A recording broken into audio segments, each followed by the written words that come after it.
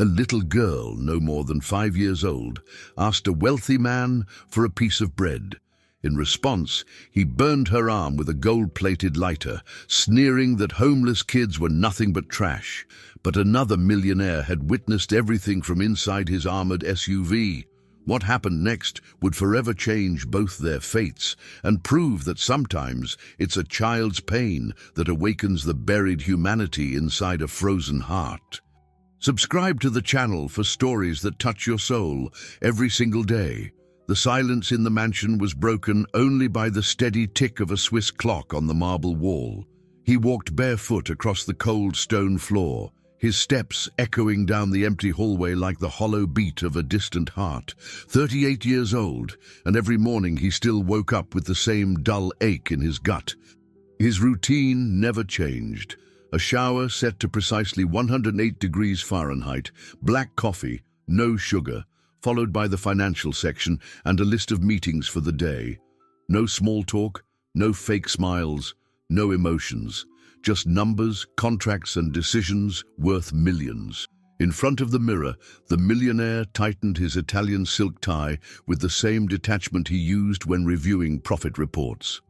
His dark hair was immaculately styled, his jawline sharp, his ice blue eyes as unreadable as ever.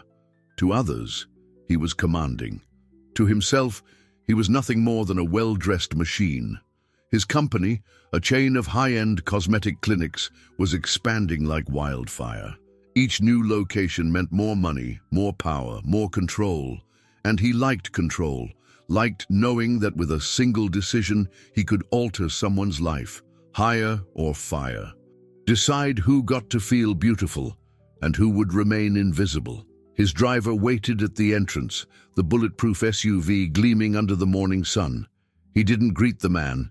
He never greeted anyone. Sliding into the leather seat, he shut his eyes, letting the soft hum of the engine carry him into another day of empty meetings and calculated decisions. Meanwhile, across town, tiny barefoot feet were dashing across the hot asphalt. The 5-year-old girl had learned that mornings were the best time to ask for food. People weren't completely bitter about their day just yet. Her stomach had been aching for 2 days. She'd split her last bite of bread with a scruffy stray dog she found under a bridge. She didn't know why, but she felt like they were the same, abandoned, hungry, and invisible to the world. Her small, dirty hands clutched a torn piece of cardboard with the words, "I'm hungry," scrawled in red crayon. She couldn't read it, but she'd memorized the shape of the letters. The woman who had written it for her had vanished weeks ago, just like everyone else who ever promised to take care of her. The once pink dress she wore had long lost its color. Now it was a muddled mix of gray, brown, and stains she didn't want to remember. Her tangled blonde hair still shimmered in the sunlight when she ran from corner to corner, always hoping, always believing that someone might see her. Hunger made her dizzy. Sometimes she saw stars in broad daylight or heard voices that weren't there, but she kept walking, kept asking, kept dreaming of a warm plate of food and a soft bed. There was a restaurant uptown she had never dared approach. People said it was dangerous, that the rich folks there didn't like kids like her hanging around. But hunger was stronger than fear. The place had glass walls and green plants that looked more alive than anything she'd ever known. Shiny cars lined the curb, and clean, well-dressed people walked in and out, carrying bright shopping bags. She hid behind a tree, watching. Maybe if she asked nicely, just a tiny piece of bread. Maybe someone would have leftovers. Her heart pounded in her thin chest. Her legs trembled. She wasn't sure if it was fear or hunger, but she had to try. She had to believe kindness still existed in the world, even if she was only 5 and had already seen so much cruelty. She took a deep breath, gripped the cardboard tightly, and started walking toward the gleaming cars, unaware that this would be the day everything changed. A black Porsche pulled up in front of the restaurant with machine-like precision. The man who stepped out wore a suit that cost more than most people made in a year. His silver hair was perfectly trimmed, his gold watch caught the sunlight, and his smile never reached his eyes. The girl watched from a distance, summoning every bit of courage. He looked important, the kind of person who might have food to spare, who might actually help. She took hesitant steps toward him. "Excuse me, sir." Her voice came out thinner than she expected. "Do you maybe have a piece of bread? I'm really hungry." "Get out of here, you little rat! Can't you see you're bothering me?" She didn't understand what was happening until she felt the burn. The flame met her skin, and the world became fire and panic. Her scream tore through the street, passed through the restaurant's crystal windows, and rang out like an alarm. She collapsed, clutching her arm, the stench of burned flesh mixing with the man's expensive cologne. "Now maybe you'll learn not to bother decent folks." He pocketed the lighter and walked into the restaurant as if nothing had happened. People walked past her. They stared, whispered, snapped photos, but no one stopped, no one helped. It was like she didn't exist, like her pain was just another street scene to scroll past. The girl cried in silence, hugging her scorched arm against her chest. The physical pain was unbearable, but the emotional wound cut deeper. She finally understood what grown-ups meant when they talked about cruelty. Across the street, inside a bulletproof SUV, a different pair of eyes had seen it all. The millionaire who owned the cosmetic clinic empire had stopped at the red light just in time to witness the scene. At first, he thought of driving on. Not his problem. There would always be homeless kids. He wasn't a social worker, but something made him stop. Maybe it was the scream she let out. Maybe it was the way she fell. Or maybe it was the fact that in that moment he saw something he recognized in her face. Despair, abandonment. The same loneliness he carried, but in a much rawer, more real version. The driver looked at him in the rearview mirror. "Sir?" "The light's green." He didn't answer. He was mesmerized by the image of the girl on the asphalt, crying alone while the world went on, oblivious to her plight. "Pull over," he finally said. "Sir? I said pull over." The vehicle stopped on the shoulder. The millionaire got out, ignoring the driver's protests about safety and public exposure. His steps led him to where she was. The girl saw him approaching and cowered, expecting more pain, but he only knelt beside her, his Italian suit touching the dirty asphalt. "You're hurt." It wasn't a question. She didn't answer, just looked at him with those big, scared eyes that shone with tears, but that still hadn't completely lost hope. For an instant, something strange happened in the millionaire's chest. A feeling he hadn't felt in so long that he'd forgotten what it was like. Compassion, rage, a mix of feelings that made him want to do something. "Let's get you out of here," he said, taking off his jacket and placing it over her shoulders. That's when she spoke, her voice small and broken. "Are you going to hurt me too?" The question hit him like a punch to the gut. He looked at his own eyes reflected in her tears and saw something he didn't want to see. A man who had spent his whole life being as cruel as the individual with the lighter, just in a different way. "No," he replied, and for the first time in years, his words carried truth. "I'm not going to hurt you." The most expensive private hospital in the city had never received a patient like her. The girl, still trembling and clutching the millionaire's jacket, caught the attention of all the staff, not because of her condition, burns were treated there regularly, but because of how she had arrived. "Sir, you need to understand that we have protocols," the head nurse was trying to explain, but was interrupted by a look that froze her words. "I don't care about protocols. I want you to take care of her. Now." The millionaire signed all the necessary papers, authorized all the treatments, but when questioned about his relationship with the child, he only said, "That's none of your business." While the doctors examined the girl, he walked through the hallway like a caged lion. His hands were trembling. When was the last time his hands had trembled? And he couldn't get the image of her falling on the asphalt out of his head. The phone rang. It was his assistant. "Sir, you missed the meeting with the Japanese investors. They've been waiting for 2 hours. Cancel it." "Sir, but that's $15 million in—" "I said, cancel it." He hung up the phone and threw himself into a plastic hospital chair. $15 million. He had already lost more money in a single day because of a child he didn't even know. What was he doing there? Why had he gotten involved? He wasn't the type of person who helped others. Never had been. Since childhood, he had learned that everyone should take care of themselves, that feelings were signs of weakness, that the world was divided between predators and prey. A doctor approached. "Sir, can we talk?" They went into a private room. The doctor, a man in his 50s with tired eyes, closed the door before speaking. "The burn is 2nd degree. It will leave a scar, but with proper treatment, she will recover completely." He paused. "But I'm concerned about other things." "What other things?" "She's malnourished, dehydrated, and there are signs she's been living on the streets for months. Technically, I should call Child Protective Services." The millionaire stood up abruptly. "You will not call anyone." "Sir, the law can be circumvented. What do you want? Money for the hospital? A new wing? Equipment? Name your price." The doctor looked at him with a mixture of surprise and revulsion. "It's not about money, it's about the well-being of a child. Her well-being is with me now. And who are you to her? Relative? Family friend?"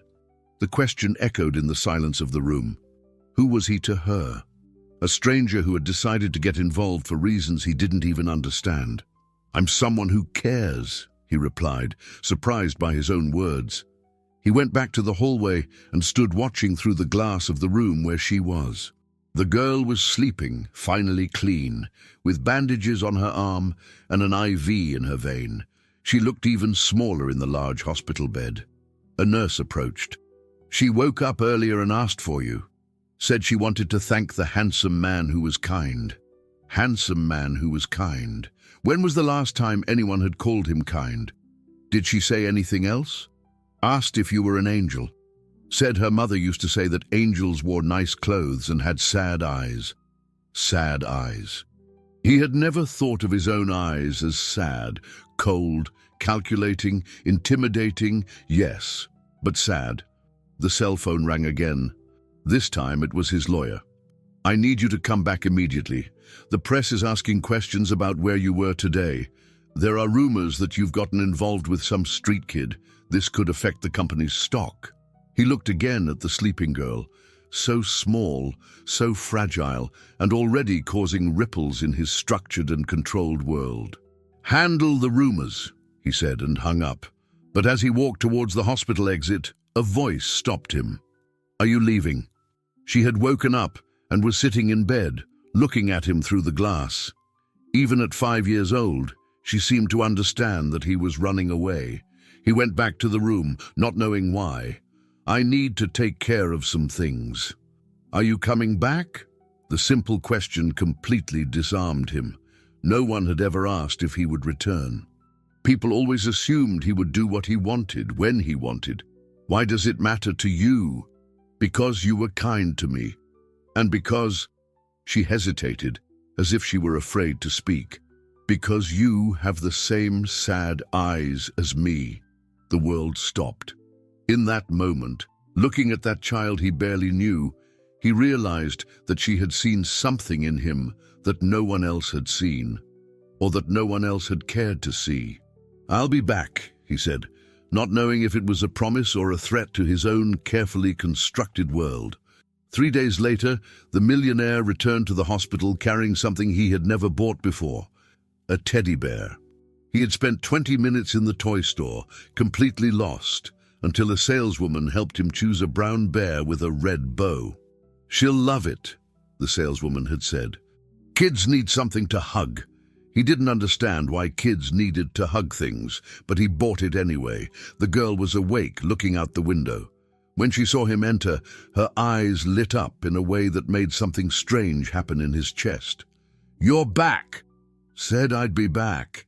He held out the bear, feeling ridiculous. "This is for you." She held the toy so carefully that it looked like she was holding something precious. And maybe she was. Maybe it was the first thing someone had given her without expecting anything in return. "He's beautiful. I'll call him." She thought for a moment. Angel, like you. I'm not an angel.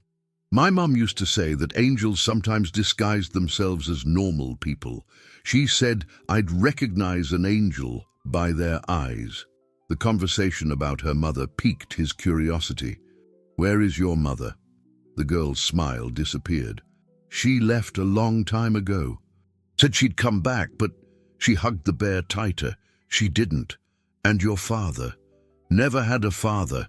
My mother said he was an important man with blue eyes like the sky, but he didn't know I existed. Something froze in the millionaire's stomach. Blue eyes like the sky. He ran his hand through his own hair, trying to push away thoughts that were starting to form. What was your mother like? Very beautiful. Had blonde hair like mine and always smelled like flowers. She used to sing to me before I went to sleep. The girl began to hum a soft melody. Do you know this song? He knew it. It was a song a woman had sung to him years ago on a night he had tried to forget. A woman with blonde hair and sweet eyes who had disappeared from his life without explanation. What was your mother's name? Marina. Marina of the Flowers. She said that wasn't her real name, but she liked it because flowers were beautiful like her. The world collapsed around him. Marina. He remembered her now. How had he tried to forget? A gentle woman who worked in a flower shop, who had crossed his path during a difficult phase of his life. They had spent a few weeks together, but he had run away when he realized he was getting too attached. He never knew she was pregnant. Are you okay? The girl's voice brought him back to the present. You got very pale. I'm fine. But he wasn't. Nothing was fine. If his suspicions were correct, that child wasn't just a stranger he had decided to help. She was his daughter. His daughter, who had lived on the streets, gone hungry, been burned by a monster while he lived in his marble mansion, concerned only with profits and contracts. Can I ask you a question? She looked at him with those huge, confident eyes. You can. Why did you help me? Everyone always ignored me or sent me away, but you stopped. How to explain that he didn't know? How to say that something in her had touched a part of his soul that he thought had been dead for years? Sometimes, he chose his words carefully, sometimes we find people who make us want to be better than we are. You want to be better? The simple question hit him like lightning. Did he want to? He had spent his whole life building walls around his heart, believing that it made him strong. But looking at that girl, he realized he had become just empty. Yes, he admitted, I think I do. She smiled, and it was as if the sun had risen inside that hospital room. Then can you stay with me? I can teach you to be kind, and you can teach me to be important. You're already important. No, I'm not. Nobody ever wanted me. Not even my mother wanted to stay with me. The pain in her voice made him make a decision that would change his life forever. I want to. The words came out before he could think. But when he looked at the smile that spread across the girl's face, he knew he had spoken the truth. Really? Really? She threw herself into his arms, and he held her carefully, as if she were made of glass. It was the first time in years that he had embraced someone, and the first time in his life that an embrace had meant something. Can you be my dad? The question was whispered against his chest. He closed his eyes, feeling tears he hadn't shed since childhood. Yes, he answered, I can be your dad. Neither he nor she knew yet that maybe that was more true than they imagined. 2 weeks passed, and the millionaire's routine had changed completely. Every morning before going to the office, he would stop at the hospital. Every afternoon, he would cancel at least one meeting to have lunch with her. Every night before bed, he would call to see how she was doing. His employees whispered in the hallways. His shareholders began to ask questions. His secretary had to learn to say no to appointments that were once an absolute priority. But none of that mattered when he saw her smile. Look what I learned today. The girl was sitting on the hospital bed, surrounded by coloring books that he had brought. The nurse taught me how to write my name. She showed a paper where it was written in shaky letters. Anna, Anna, he repeated. That's a beautiful name. The nurse said it means full of grace. Do you think I'm full of grace? He looked at her. Clean, combed blonde hair, new little clothes he had bought, eyes shining with happiness, and thought that he had never seen anything more full of grace in his entire life. You're the most graceful person I know. The doctor had released Anna to leave the hospital, but that created a new problem. Where would she stay? The millionaire couldn't just take her home without going through all the legal procedures. And he wasn't sure if he wanted her to see how he really lived. His mansion was a mausoleum of marble and silence. There was nothing there to suggest that a child would be welcome. There were no colors, no life, no love. Can I go with you to your house? Anna asked, as if she could read his thoughts. It's complicated. There are rules, laws, but you're rich. Rich people don't have to follow rules. The innocence of the observation made him smile, but it also made him think. She was right. He had always used his money to circumvent rules. Why was it different now? Maybe because this time what was at stake was more important than anything he had ever wanted to buy. He hired the best family lawyer in the city, a serious man with thick glasses who received him in his office with a list of uncomfortable questions. Do you have any relationship with the child? Not confirmed. Previous experience with children? None. Motivation for the adoption? That's not a legal motivation, sir. The adoption process is complex, especially for single men. There will be investigations into your personal life, psychological evaluations, home visits. How long? Months, maybe years. And in the meantime, where does she stay? Probably a shelter. The word shelter echoed in the millionaire's mind like a death sentence. Anna had spent her whole life being abandoned. He couldn't let that happen again. Is there an alternative? Well, the lawyer hesitated. You could become a temporary foster parent. It would be quicker, but also more precarious. Any problem, any report, and she'd be taken away immediately. That night, the millionaire stayed up late, walking through the empty halls of his mansion. He thought about turning one of the rooms into a child's room. He thought about hiring a nanny. He thought about how his life would change completely. But he also thought about Anna, alone in a shelter, wondering why yet another person had promised to care for her and then disappeared. The next day, he went back to the hospital with a decision made. Anna, how about you come live with me for a while? Her eyes widened. Really? Can I? For now, yes, but we need to talk about some things. He sat in the chair beside the bed. My house is very different from anything you know. It's big, sometimes too quiet, and I don't really know how to take care of kids. You can learn, I'll teach you. What if I can't? What if I'm not a good caregiver? Anna held his hand with her small hands. You already take care of me.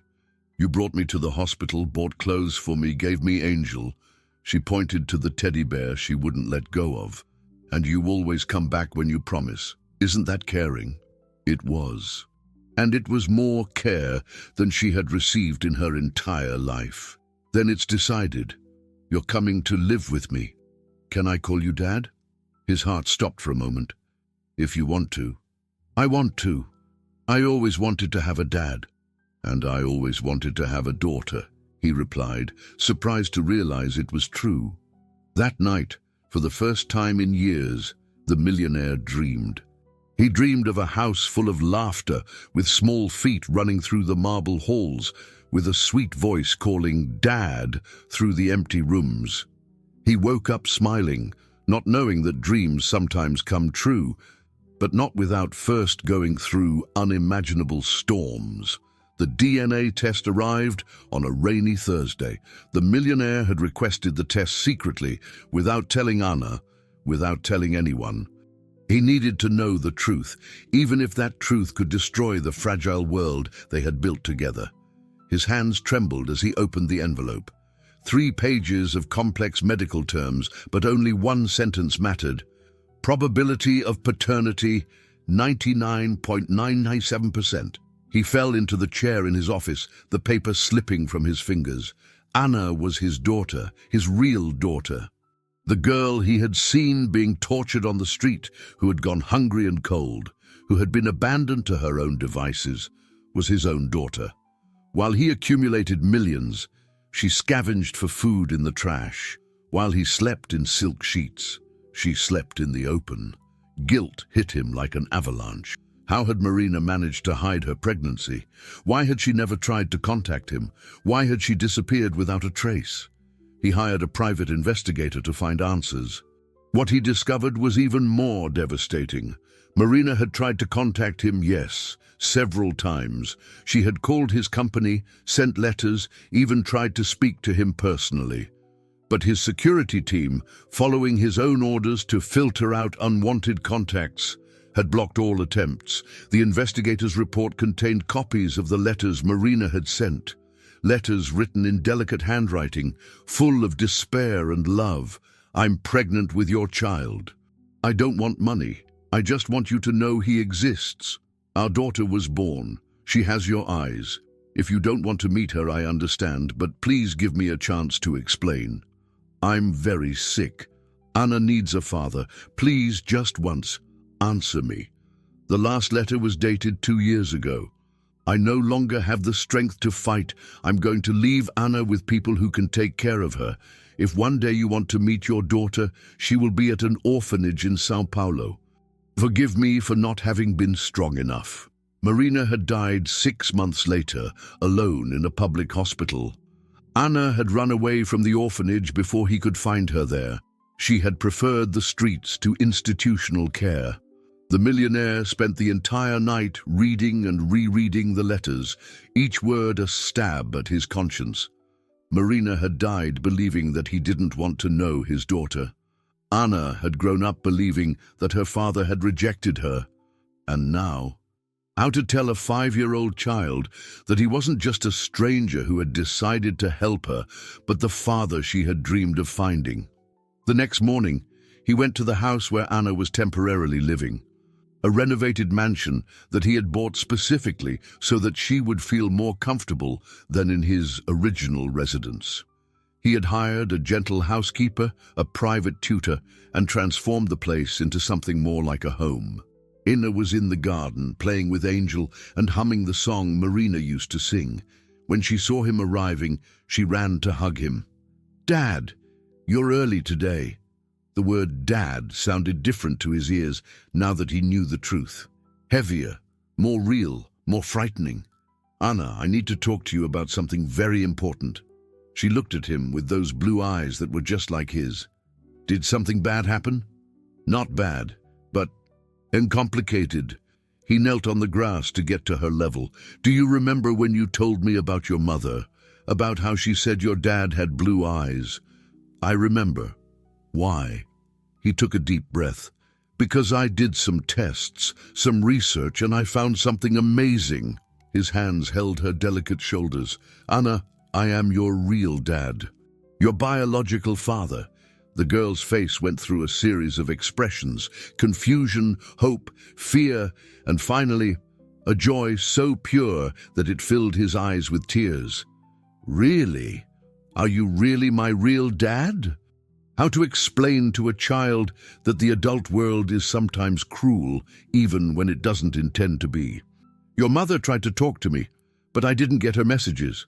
The people who worked for me believed she was trying to scam me, so they didn't tell me about you." He touched her little face gently. "But that doesn't matter anymore. What matters is that now I know, and I will never leave you alone again. So you're not going to abandon me, even now that you know I'm really your daughter?" The question revealed a deep fear she carried. She had been abandoned so many times that even the confirmation that she was really his daughter wasn't a guarantee that she would stay. "Anna, listen to me carefully." He held her little hands. "You are the best thing that has ever happened to me. I spent 38 years living without knowing what true love was. You taught me. You made me discover that I had a heart. You always had a heart, Dad. It was just hidden." The wisdom of that child continued to surprise him. She had gone through traumas that would break many adults, but she could still see kindness where others saw only coldness. There's one more thing I need to tell you." He hesitated, but decided she deserved to know the whole truth. "Your mother. She got very sick after you went to the orphanage. She died, Anna. But before she died, she wrote letters to me saying how much she loved you and wanting me to take care of you." Anna's eyes filled with tears, but they weren't tears of despair. They were tears of relief. "So she didn't abandon me because she didn't want me. Never. She abandoned you because she was dying and wanted you to have a chance to have a family. She loved you more than anything in the world." Anna cried for a few minutes, and he held her, letting her process all that information. When she stopped crying, she looked at him with a surprising determination. "Are we a real family now?" "We are, a real family." "Then can I tell you a secret? You can tell me anything." She leaned in and whispered in his ear, "I always knew you were my dad. From the first day at the hospital." "What do you mean?" "When you came near me on the street, I looked in your eyes and saw the same sadness I had. My mom always said that fathers and daughters share the same soul, and I felt we shared." He hugged her tighter, finally understanding that love wasn't just a feeling one learned. It was something that already existed, waiting to be discovered. But as they hugged in the garden, celebrating the truth that had set them free, neither of them imagined that this same truth was about to become the greatest threat they had ever faced. The news leaked to the press on a Monday morning. The millionaire woke up with his phone ringing incessantly and the television on every channel showing the same headline: "Cosmetics Clinic Tycoon Claims to be Father of Burned Street Girl." The reporter on the screen spoke with the sensationalistic tone typical of morning shows. "Sources close to the family confirm that the businessman, known for his coldness and controversial methods in business, claims to have discovered through a DNA test that the girl found on the streets is his biological daughter." Experts question the veracity of the story and suggest it may be a marketing strategy to clean up the company's image after recent scandals. Scandals. Of course, they had turned Anna's suffering into a scandal. He turned off the television and ran to the house where Anna was. He found her in her room, hugging Angel the bear, while the housekeeper was trying to console her. "Dad, why are there people on the street shouting my name?" Anna ran into his arms. "Why are there so many cameras outside?" Through the window, he could see the crowd of journalists camped outside the property. Microphones, cameras, people shouting questions that Anna shouldn't have to hear. "It's just a misunderstanding, Princess. It'll pass." But it wasn't going to pass. His phone rang. It was his lawyer, with a tense voice he had never heard before. "We have a serious problem. The family of the man who burned Anna is suing you." "What do you mean?" "They are claiming that this whole story of paternity is invented, that you are using the child to destroy his reputation. And there's more. They obtained a restraining order questioning your suitability as a father. There's a hearing scheduled for tomorrow."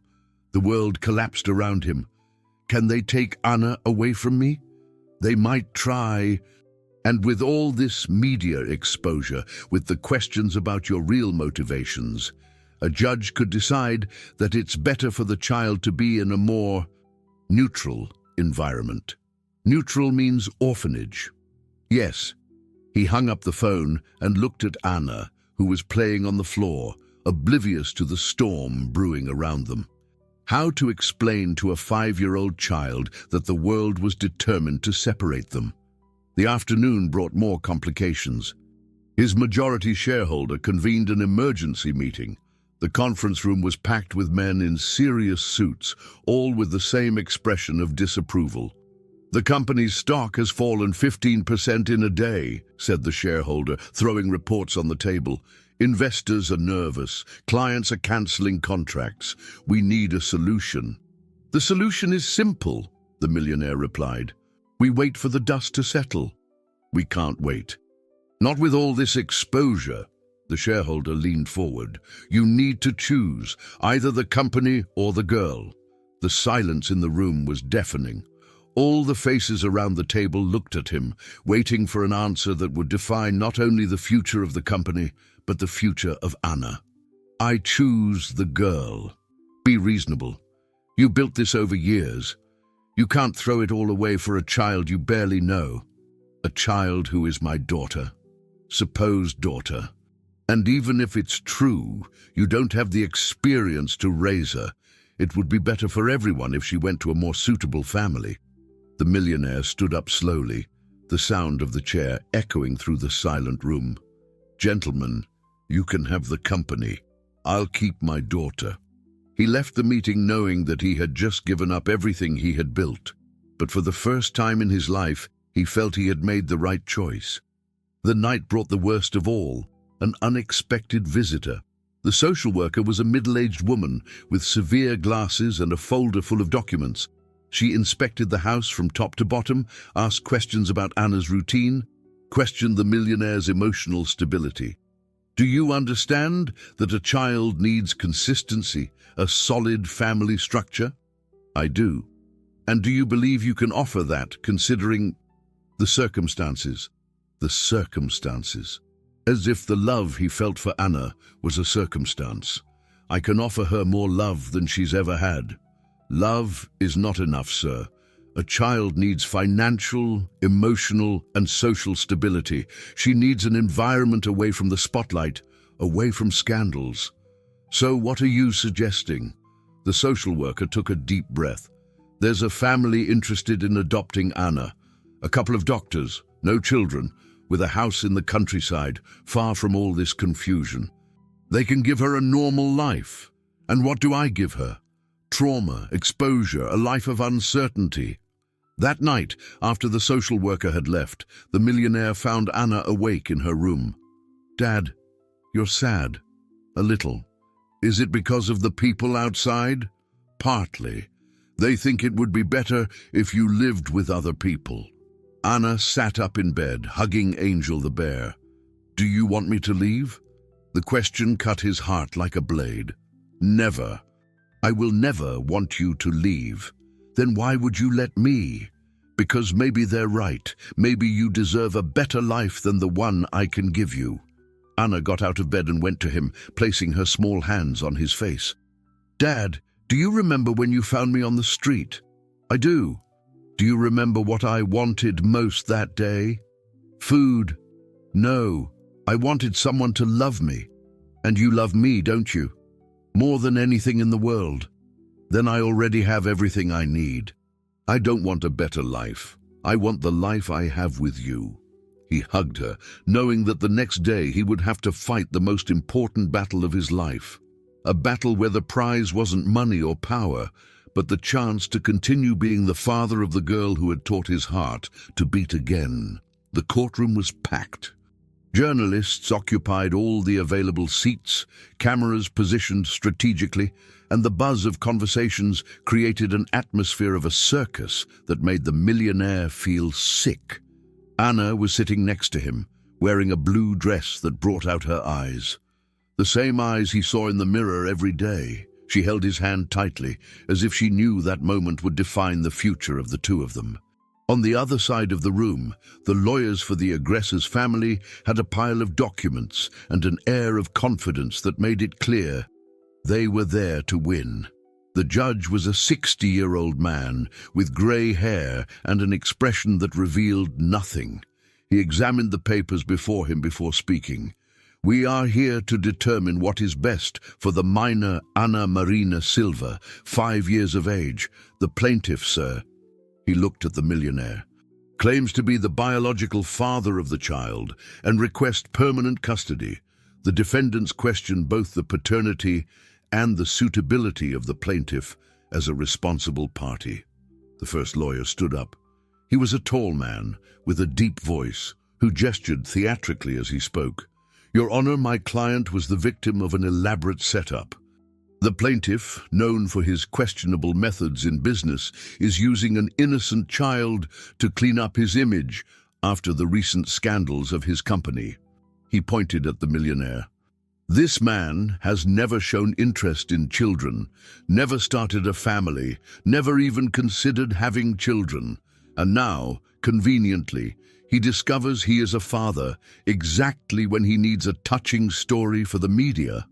The millionaire felt the anger rise in his throat, but his lawyer held his arm. "Calm down," he whispered. "Let me respond. Furthermore," continued the first lawyer, "the DNA tests were done in a private laboratory without judicial supervision. They may have been manipulated, and even if they are true, that doesn't automatically qualify this man as a suitable father." Anna squeezed the millionaire's hand harder. She didn't understand all the words, but she understood the tone of voice, the hostility, the attempt to separate them. The millionaire's lawyer stood up. He was a shorter man, less imposing in appearance, but with eyes that shone with determination. "Your Honor, the DNA tests are unquestionable. They were performed by a certified laboratory, with samples collected under medical supervision.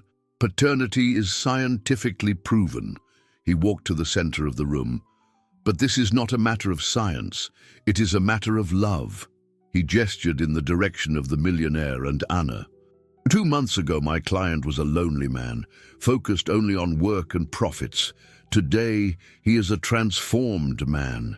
He has given up his company, his fortune, his previous life, for a child. This is not a marketing strategy. This is paternal love. "Objection!" shouted the other lawyer. "Emotional speculation." "Overruled," said the judge. "Continue." This child spent 5 years of her life being rejected, abandoned, hurt. For the first time, she has found someone who loves her unconditionally. Separating Anna from her father is not protecting her. It's punishing her again for a crime she didn't commit. The judge made some notes. "I would like to hear from the social worker." The woman with the severe glasses stood up with her folder of documents. "Your Honor, after assessing the situation, I must express my concerns about the suitability of the environment for the minor." The millionaire's heart stopped. The plaintiff, despite his good intentions, has no experience with children. His house was completely reorganized in a hurry to accommodate the minor, which suggests a lack of planning.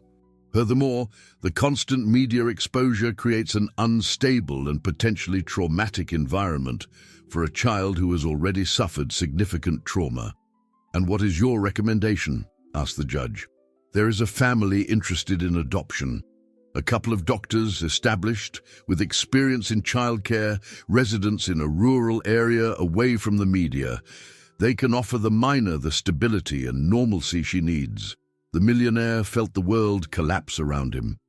Ina began to cry softly. "Dad," she whispered, "are they going to take me away?" He didn't know what to answer. For the first time in his life, his money, his influence, his power were useless. He was at the mercy of strangers who would decide the fate of the most important person in his life. The judge addressed him. "Sir, would you like to say anything before I make my decision?" There was only the raw truth of a man who had discovered what it was to love. "Your Honor, for 38 years, I believed I didn't need anyone. I built a life based on the idea that feelings were weakness, that human connections were unnecessary. I was wrong." His voice began to tremble. "Anna didn't make me discover I was her father. Anna made me discover that I was human. She taught me that wealth isn't what you have in the bank, but what you have in your heart. She taught me that courage isn't not being afraid, but doing what's right even when you're terrified." He looked at Anna, who watched him with eyes full of tears. "I may not have experience with children, but I have something that no parenting manual can teach. I love this girl more than my own life. I would die for her. I live for her." The silence in the courtroom was absolute. "If you decide that she should go to another family, I will respect it. But I will spend the rest of my life knowing that I let slip the only thing that truly mattered. And she will grow up knowing that the father who loved her didn't fight hard enough to stay with her." He sat down, holding Anna's hand, waiting for a decision that would change their lives forever. The judge remained silent for long minutes, analyzing documents, making notes. Finally, he looked at Anna. "Young lady, do you know why we are all here?" Anna nodded. "Can you tell me who you would like to live with?" The question echoed through the courtroom. Anna stood up, wiped the tears from her eyes, and spoke with a clear voice that surprised everyone. "I want to live with my dad. He saved me when nobody else cared. He loves me the way I am, and I love him too." The judge made a few more notes. "I will deliberate. The decision will be announced tomorrow at 2 p.m. As the courtroom emptied, the millionaire hugged Anna, knowing that this might be one of the last times he would do so as her legal father. "Dad," Anna whispered, "do you think we'll stay together?" "I hope so, Princess, I hope so." The night before the final decision was the longest of the millionaire's life. He walked through the halls of the house, watched Anna sleep, hugging Angel the bear, and tried to imagine what life would be like if she was taken from him. He had prepared a letter for her in case the decision was unfavorable, a letter explaining that his love for her was real, that he would never forget her, that she would always be his daughter in his heart. But he hoped he would never have to hand it over. Anna woke up early and went to his room. She found him sitting in the window, looking out at the garden where they had played so many times. "Dad, can I sleep here with you?" He pulled her onto his lap, and they remained silent, watching the sunrise. There were no words for what they were both feeling. "No matter what happens today," he finally said, "I want you to know that you've changed my life. You've taught me to be a better person." "You changed my life too, Dad. You taught me that I'm important." At 1:30 p.m., they were back in the courtroom. The room was even more crowded than the day before. There were even television cameramen, turning that intimate moment into a public spectacle. The judge entered punctually at 2 p.m.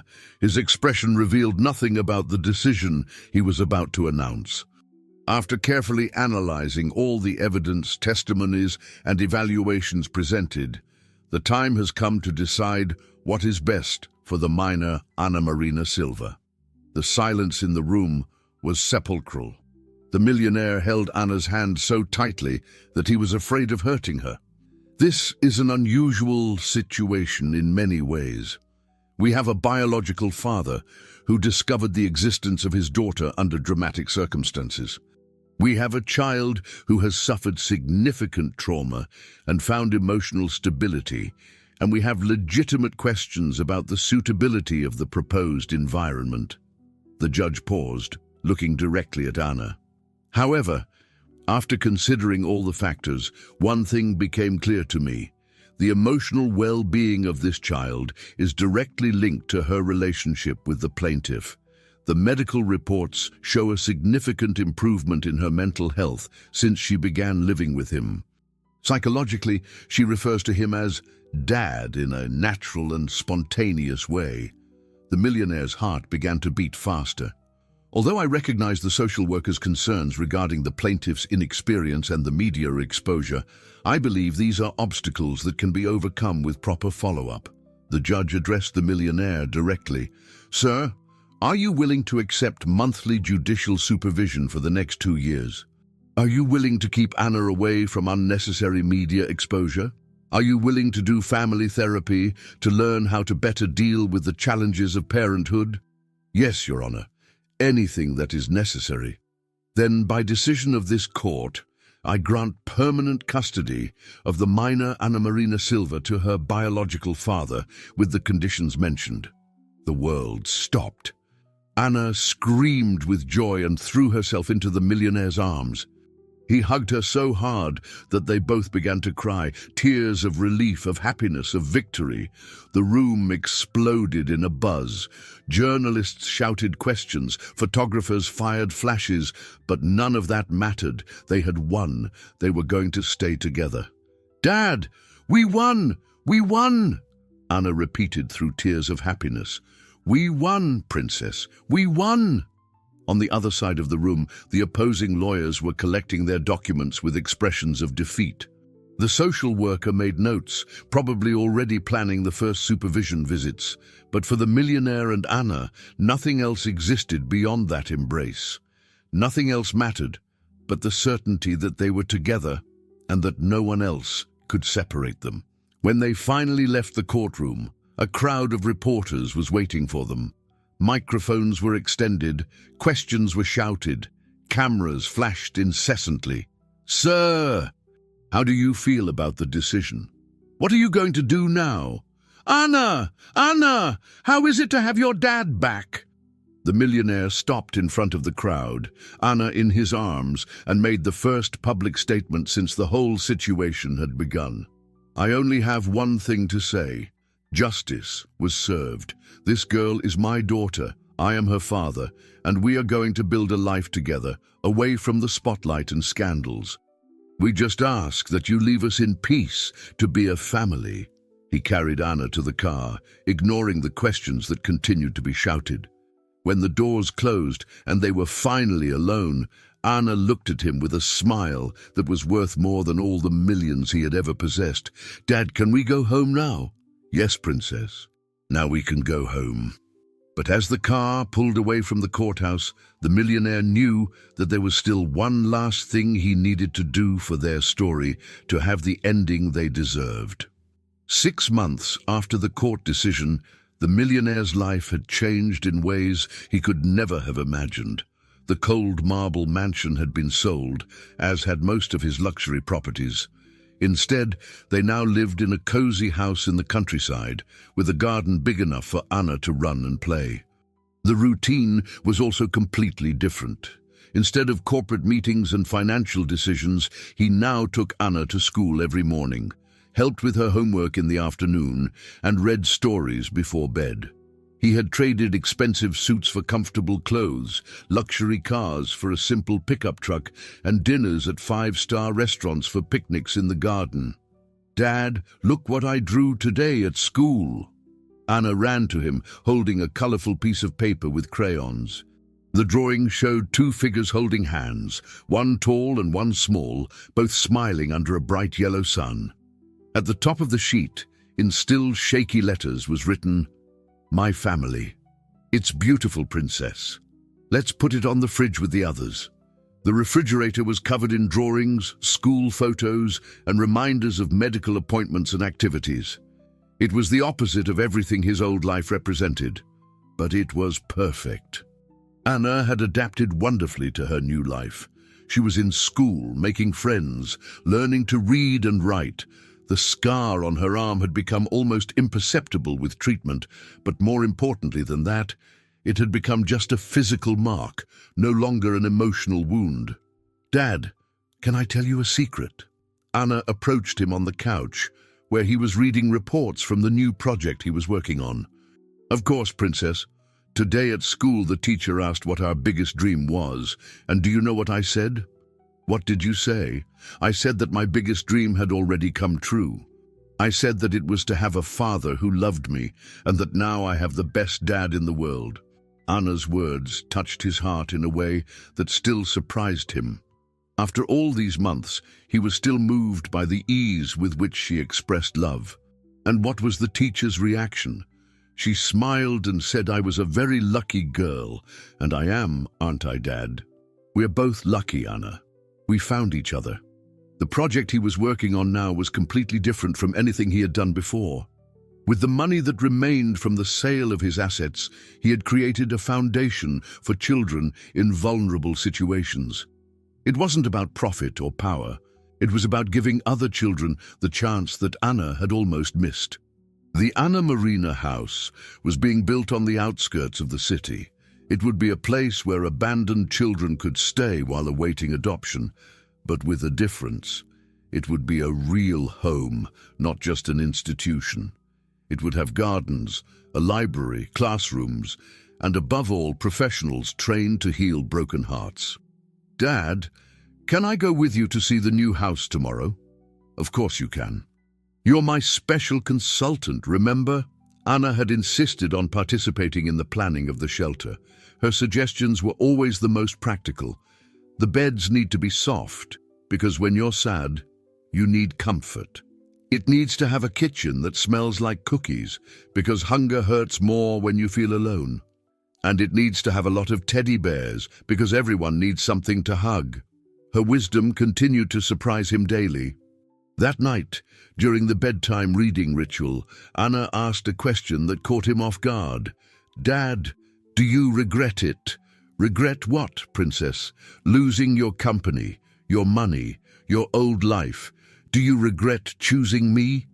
He closed the book and looked into her eyes, those blue eyes that were just like his, but that shone with a purity that he had never possessed. "Anna, do you want to know the truth?" "I always want to know the truth. I spent 38 years of my life accumulating things. Money, property, power, respect. I thought those things made me important, made me happy." He touched her little face with affection. "But I was empty inside, completely empty. And now I have you, and you are worth more than anything I've ever had in my entire life. You taught me that being rich isn't having a lot of money, it's having a lot of love, and I am the richest man in the world because I have the love of the most special girl in the universe." Anna smiled and snuggled into his arms. "I'm rich too then, because I have the love of the best dad in the world. We're both rich." After Anna fell asleep, the millionaire went to the office he had set up at home, much smaller and simpler than the previous one, but infinitely more meaningful. On the wall, he had framed the first letter that Marina had sent, the one he had never received. It wasn't to punish himself, but to remind himself to never again let pride and fear prevent him from seeing what truly mattered. Next to the letter, there was a photo of Anna on the day they left the courthouse. She was in his arms, smiling through her tears, holding Angel the bear. It was the most beautiful photo he had ever seen. The phone rang. It was his former partner. "Have you seen the news? The company was sold to an international group. They're offering 5 times more than it was worth when you left." "Interesting." "Interesting? You could be 5 times richer now." The millionaire looked out the window, where he could see the garden illuminated by the moon. Tomorrow, Anna would play there again. She would run among the flowers, laugh loudly, and call him Dad with that sweet voice that made his heart race. "You know what's funny?" he said on the phone. "I've never felt so rich in my life." He hung up and went back to the room where Anna was sleeping soundly, hugged to the bear that had become her inseparable companion. He sat in the chair next to the bed, as he did every night, just to listen to her quiet breathing. Sometimes he still couldn't believe it was real, that extraordinary girl was his daughter, that after so long wandering through an empty life, he had found his purpose. On the nightstand next to Anna's bed, there was a picture frame with a photo of Marina that he had obtained through the investigator. Anna liked to say goodnight to her mother before bed. "Thank you for giving me the best dad in the world," she whispered to the photo every night. Marina would have been proud to see how Anna had grown. She would have been happy to know that the daughter she loved so much had finally found the family she deserved. 3 months later, the Anna Marina house was inaugurated. It was exactly as they had dreamed, a large, cozy house painted in soft colors with gardens full of flowers and a playground where the children could play. Anna cut the ribbon at the opening ceremony, proud to have a house named after her. "Now other kids like me can have hope," she said to the cameras, not knowing that her simple words would touch hearts across the country. In the first month, the house received 15 children. Some were orphans, others had been abandoned, others had stories similar to Anna's. All arrived with fear and sadness in their eyes, all left with smiles and hope in their hearts. The millionaire worked there every day, not as a boss, but as a volunteer. He helped with the meals, told stories, and above all, showed those children that they were important, that they deserved love, that there were people willing to fight for them. Ina was also a volunteer, despite being 6 years old. She helped the younger children adapt, shared her toys, and told her own story to give hope to others. "My dad found me when I needed him most," she said, "and you will find your families too." Within 6 months, 12 of the original 15 children had been adopted by loving families. The other 3 were in the process of adoption. It was an unbelievable success rate, but it made sense. It's easier to find a family when you're being cared for with love. On the first anniversary of the court decision that had changed their lives, the millionaire and Anna had a picnic in the garden at home. It was a tradition they had created to celebrate not the day they met, but the day justice recognized that they were a family. "Dad, can I ask you a serious question?" Anna was lying on the grass, looking at the clouds. "You always can." "Do you think Mom is happy up in heaven?" The question took him by surprise. Anna rarely spoke about Marina in such direct terms. "I think so." "Why?" "Because sometimes I dream about her, and in my dreams she's always smiling. She hugs me and says that she chose the perfect dad for me." He lay down next to her on the grass, looking at the same blue sky she was watching. "I believe your mother is happy, yes. And I believe she knew that one day we would meet." "How could she know?" "Because a mother's love is like that. It protects even when the mother is no longer here." Anna turned to look at him. "And a father's love?" "A father's love lasts forever. No matter what happens, no matter how much time passes, I will always love you. Even when I grow up and become an adult, especially when you grow up and become an adult. What if I do wrong things? I'll love you anyway. I may be disappointed, I may have to guide you, but I will never stop loving you." Anna smiled and snuggled against him. "So we're a family forever. Forever and always." That night, after Anna fell asleep, the millionaire did something he hadn't done in months. He took a picture of himself. It wasn't for social media or advertising. It was to document a moment. In the photo, he was sitting on the floor of Anna's room, still wearing his picnic clothes, with her asleep in his arms, hugging Angel the bear. On both arms, his and hers, the scars were visible. His, self-inflicted in a moment of despair years ago when he thought life wasn't worth it. Hers, the result of the cruelty of a stranger who didn't know how to see her humanity. 2 scars that told stories of pain, but that now represented something different: survival, transformation, and above all, the power of love to heal even the deepest wounds. He sent the photo to the investigator who had found Marina's story with a simple message: "Mission accomplished. She is safe, loved, and happy. Thank you for helping me find my daughter." The response came quickly: "Actually, I think she found you." It was true. Anna had been the one who had found him that day on the street when she cried out in pain. Anna had been the one who touched his icy heart. Anna had been the one who taught him to be human again. He put away his phone and went back to watching Anna sleeping. Tomorrow would be another school day for her, another day of work at the foundation for him, another day of simple and meaningful life that they had built together.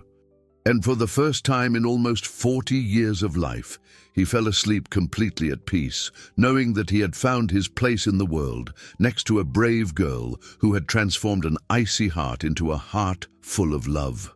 The last thing he thought before falling asleep was the phrase that Anna had said in the courtroom months ago: "He saved me when nobody else cared." In fact, he thought, smiling, they had saved each other. If this story touched you, subscribe to the channel and activate notifications to receive new stories every day. What would you do in the millionaire's place? Comment below and share this story with someone special.